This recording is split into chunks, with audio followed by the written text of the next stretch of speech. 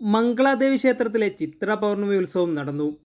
ഇടുക്കി ജില്ലയിലെ കുമളിയിൽ നിന്ന് 14 കിലോമീറ്റർ അകലെ പെരിയാർ ടൈഗർ റിസർവിനുള്ളിലുള്ള മംഗളാദേവി ക്ഷേത്രം വർഷത്തിലൊരിക്കൽ മാത്രമേ ദർശനത്തിനായി തുറക്കാറുള്ളൂ. ഏകദേശം പൂർണ്ണമായും തകർന്നു കിടക്കുന്ന ക്ഷേത്രം 13-ാം നൂറ്റാണ്ടിൽ മധുര ആസ്ഥാനമാക്കി ഭരിച്ചിരുന്ന മാറാവർമ്മൻ എന്ന പാണ്ഡ്യരാജാവ് പണികഴിപ്പിച്ചതാണ്. ക്ഷേത്രത്തിലെ തകർന്ന അവശിഷ്ടങ്ങളിലെ ഒരു കല്ലിൽ ഇക്കാര്യം തമിഴിൽ കൊത്തിവെച്ചിട്ടുണ്ട്. മാറാവർമ്മൻ നാച്ചിയാർ അഥവാ പാർവതി ദേവിക്ക് വേണ്ടിയാണ് ഈ ക്ഷേത്രം പണിതത്.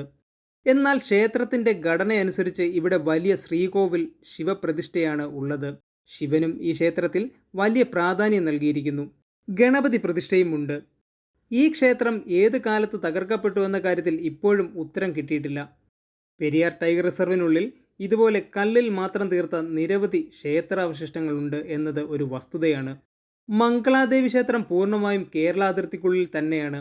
കുറച്ചു വർഷങ്ങൾക്ക് മുൻപ് ഇത് ചിലപ്പതികാരത്തിലെ നായികയായ കണ്ണകിയുടെ ക്ഷേത്രമാണെന്ന് വ്യാപക പ്രചരണം ഉണ്ടായതിനെ തുടർന്ന് തമിഴ്നാട് ഈ ക്ഷേത്രത്തിന്മേൽ അവകാശവാദം ഉന്നയിച്ചു.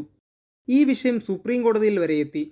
കോടതി നിർദ്ദേശപ്രകാരം ചിത്ര പൗർണമി നാളിൽ ക്ഷേത്രത്തിലെ ഒരു ശ്രീകോവിലിൽ കേരളത്തിലെ പൂജാവിധി പ്രകാരം ഭദ്രകാളിക്ക് ആരാധന നടത്താനും മറ്റൊരു ശ്രീകോവിലിൽ തമിഴ്നാട് രീതിയിൽ ഭഗവതിക്ക് ആരാധന നടത്താനുമുള്ള അനുവാദം കൊടുത്തു. കേരളത്തിൻ്റെ ഭദ്രകാളി പ്രതിഷ്ഠയാണ് ചിത്രത്തിലുള്ളത്. മംഗളാദേവി ക്ഷേത്രം ചേര രാജാവായ ചേരൻ ചെങ്കുട്ടുവൻ കണ്ണകിക്കായി പണിത ക്ഷേത്രമാണെന്ന് കഥയുമുണ്ട്. പക്ഷേ ഇത് തെളിയിക്കുന്ന ഒരു തെളിവുകളും നിലവിൽ ലഭിച്ചിട്ടില്ല.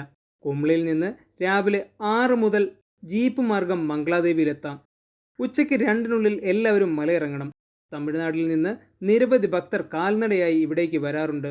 ക്ഷേത്രത്തിൽ നിന്നാൽ കരിമ്പ് പൂവ് പച്ചക്കറികളൊക്കെ വിളയുന്ന തമിഴ്നാടിൻ്റെ വിശാലമായ സമുദ്രം കാണാം. ഇത്രയും ഘോരമായ വനത്തിനുള്ളിൽ കല്ലുകൊണ്ട് മാത്രം ഇത്രയും വലിയൊരു ക്ഷേത്രം എങ്ങനെ നിർമ്മിക്കപ്പെട്ടു എന്നതും അത് തകർന്നത് എങ്ങനെയെന്നും ഉള്ളതിലുള്ളൊരു ആശങ്ക ഇപ്പോഴും തുടരുകയാണ്. News bureau, I vision.